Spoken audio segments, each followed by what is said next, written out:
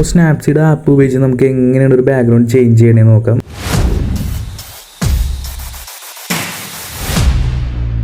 അതിനായിട്ട് Snapseed app open ചെയ്യുക. Open ചെയ്തതിന് ശേഷം ഒരു ഫോട്ടോ ആഡ് ചെയ്ത് കൊടുക്കുക. ആഡ് ചെയ്ത് കൊടുക്കുമ്പോൾ നമുക്ക് ഏത് ഫോട്ടോ ആണോ ബാക്ക്ഗ്രൗണ്ട് ചേഞ്ച് ചെയ്യാനുള്ള ആ ഫോട്ടോ ആദ്യം ആഡ് ചെയ്ത് കൊടുക്കുക. ആഡ് ചെയ്തതിന് ശേഷം നമുക്ക് ഇങ്ങനെ ഒരു ഇൻ്റർഫേസ് വരും. അതിന് ശേഷം നമുക്ക് ടൂൾസിൽ ഡബിൾ എക്സ്പോസ് എന്ന് പറഞ്ഞൊരു ഓപ്ഷനിൽ പോയി കഴിഞ്ഞാൽ നമുക്ക് ഒരു ഫോട്ടോ ആഡ് ചെയ്യാം. ഇനി നമ്മൾ പ്രത്യേകം ശ്രദ്ധിക്കേണ്ടത് എന്താണെന്ന് വെച്ച് കഴിഞ്ഞാൽ നമുക്ക് ഇനി ഏത് ബാക്ക്ഗ്രൗണ്ടാണോ നമുക്ക് വേണ്ടത് ആ ബാക്ക്ഗ്രൗണ്ട് കറക്റ്റ് ആ പിക്കിന് ചേരുന്ന പോലെ നമുക്ക് ബാക്ക്ഗ്രൗണ്ട് നമ്മൾ സെലക്ട് ചെയ്യുക. എന്നിട്ട് കറക്റ്റായിട്ട് പ്ലേസ് ചെയ്തതിന് ശേഷം നമുക്ക് അഡ്ജസ്റ്റ് ചെയ്ത് നമുക്ക് അതിൻ്റെ ഒപ്പാസിറ്റി കാര്യങ്ങളൊക്കെ നമുക്ക് അഡ്ജസ്റ്റ് ചെയ്തിട്ട് കൂട്ടി കൊടുത്തതിന് ശേഷം നമുക്ക് ഓക്കെ കൊടുത്തതിന് ശേഷം നമുക്ക് മുകളിലൊരു ആരോ മാർക്കിൽ പോയി കഴിഞ്ഞാൽ വ്യൂ എഡിറ്റ്സ് എന്ന് പറഞ്ഞ ഓപ്ഷനിൽ പോയിട്ട് നമുക്കതിന് ക്ലിക്ക് ചെയ്തതിന് ശേഷം നമുക്ക് ഡബിൾ എക്സ്പോഷർ എന്ന് പറഞ്ഞ ആരോ കാണാം. ആ ആരോയിൽ പോയിട്ട് നമുക്ക് ബ്രഷ് ടൂൾ സെലക്ട് ചെയ്ത് കൊടുക്കുക. നമുക്ക് ഇങ്ങനൊരു ഇൻ്റർഫേസ് കാണാം. താഴെയായിട്ട് 2 ആരോ മാർക്ക് കാണാം. അതായത് നമ്മൾ ആഡ് ചെയ്തേക്കുന്ന ഫോട്ടോൻ്റെ ഒപ്പാസിറ്റി കൂട്ടാനും കുറയ്ക്കാനുള്ള ഒരു ഓപ്ഷനാണ്.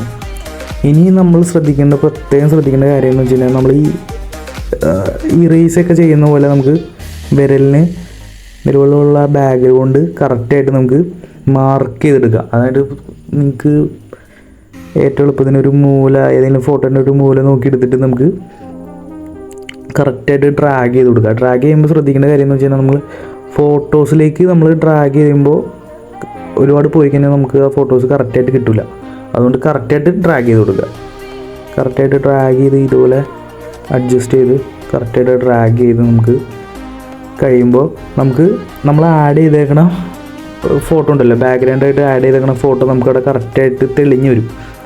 അപ്പോൾ നമ്മൾ കറക്റ്റായിട്ട് ഡ്രാഗ് ചെയ്ത് കൊടുക്കാം.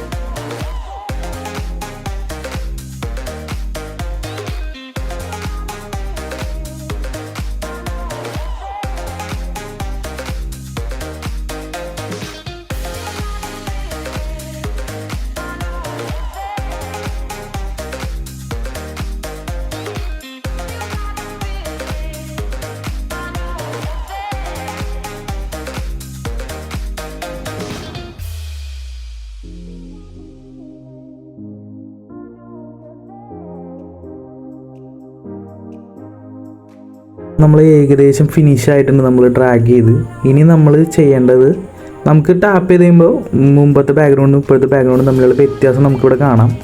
ഇനി നമ്മൾ എഡിറ്റ് ചെയ്യുന്നത് ലൈറ്റ് റൂമിലാണ്. ലൈറ്റ് റൂമിൽ എങ്ങനെ ലൈറ്റ് കാര്യങ്ങളൊക്കെ ഒന്ന് സെറ്റ് ചെയ്യാം, നമുക്ക് ബാക്ക്ഗ്രൗണ്ട് കളറും എങ്ങനെയാണെന്ന് നോക്കാം. അതിനായിട്ട് ഫോട്ടോ നമുക്ക് ലൈറ്റ് റൂമിലേക്ക് ആഡ് ചെയ്ത് കൊടുക്കാം. ആഡ് ചെയ്തതിന് ശേഷം ലൈറ്റ് റൂം ആപ്പ് ഓപ്പൺ ചെയ്യാം.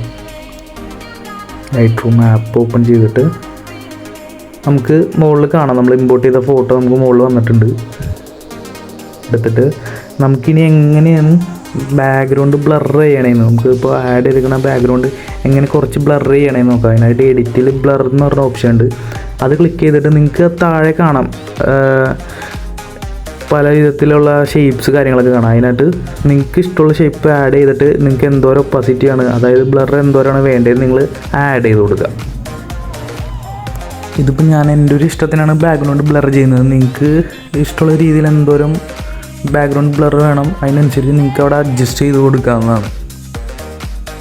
നമുക്ക് ഫോക്കസ് എന്ന് പറഞ്ഞൊരു ഓപ്ഷനിൽ നമുക്ക് പോയിൻ്റ് ചെയ്തിട്ട് നമുക്ക് എവിടെയാണോ കറക്റ്റ് ഫോക്കസ് വരേണ്ടത് എന്നുള്ള രീതിയിൽ നമുക്ക് അഡ്ജസ്റ്റ് ചെയ്തിട്ട് നമുക്ക് ബ്ലർ കൂട്ടി കൊടുക്കാനും കുറയ്ക്കാനും പറ്റും. ഓക്കെ, നിങ്ങൾക്ക് ഇഷ്ടമുള്ള രീതിയിൽ എവിടെയാണോ സബ്ജക്റ്റിന് ഫോക്കസ് വരേണ്ട ആ രീതിയിൽ അത് കൊടുത്തിട്ട് ബ്ലർ അഡ്ജസ്റ്റ് ചെയ്യുക. ഓക്കെ, ഇനി നമ്മൾ ചെയ്യാൻ പോകുന്നത് എന്താണെന്ന് വെച്ച് കഴിഞ്ഞാൽ ആഡ് ചെയ്തേക്കുന്ന ഫോട്ടോയിൽ കറക്റ്റായിട്ട് എങ്ങനെ ലൈറ്റ് അഡ്ജസ്റ്റ് ചെയ്യാൻ നോക്കാം. അതിനകത്ത് ലൈറ്റ് എന്ന് പറഞ്ഞ ഓപ്ഷനിൽ നിങ്ങൾക്ക് എങ്ങനെയാണ് നിങ്ങൾ ആഡ് ചെയ്തേക്കുന്ന ഫോട്ടോയിൽ ലൈറ്റ് കാര്യങ്ങളൊക്കെ കൊടുക്കേണ്ടത് അതിനനുസരിച്ച് നിങ്ങൾ അഡ്ജസ്റ്റ് ചെയ്യുക. നിങ്ങൾക്ക് എത്രത്തോളം ഫോട്ടോസിൽ എത്രത്തോളം ലൈറ്റ് കാര്യങ്ങളൊക്കെ വരണം, ഷാഡോസ് എങ്ങനെ കുറയ്ക്കണം എന്നൊക്കെ നോക്കിയിട്ട് കറക്റ്റായിട്ട് നിങ്ങൾ അഡ്ജസ്റ്റ് ചെയ്യുക.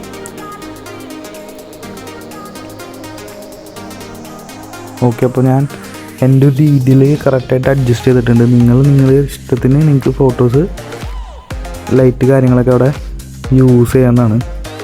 അത് കഴിഞ്ഞിട്ട് നമുക്ക് ടൂൾസിന് തൊട്ടപ്പുറത്ത് നമുക്ക് മാസ്കിംഗ് എന്ന് പറഞ്ഞൊരു ഓപ്ഷൻ ഉണ്ട്. അതിൽ പോയിട്ട് സെലക്ട് സബ്ജക്റ്റ് കൊടുത്തു കഴിഞ്ഞാൽ നമുക്ക് ആ സബ്ജക്റ്റ് മാത്രമായിട്ട് നമുക്ക് സെലക്ട് ആയിട്ട് കിട്ടും. ഇപ്പോൾ ലോഡാകാനൊരു ടൈം എടുക്കും. ഓക്കെ, അത് ലോഡായി കഴിയുമ്പോൾ നമുക്ക് ഇതുപോലെ വരും.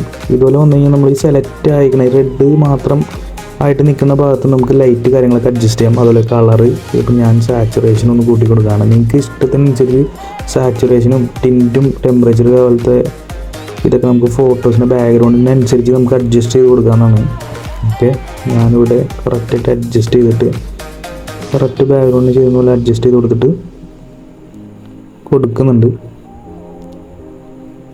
ഓക്കെ, അതിനുശേഷം ഓക്കെ കൊടുക്കുക. ഓക്കെ കൊടുത്തു കഴിഞ്ഞാൽ നമുക്ക് വ്യൂ എന്ന് പറഞ്ഞ ഓപ്ഷനിൽ നമുക്ക് ഇവിടെ പല കളറുകൾ കാണാം. ഇത് നമുക്ക് ഏതൊക്കെ കളർ നമ്മൾ ഫോട്ടോയിലുണ്ട് അതിനനുസരിച്ച് നമുക്ക് ആ കളറുകൾ നമുക്ക് കുറയ്ക്കുകയും കൂട്ടുകയും ചെയ്യാം.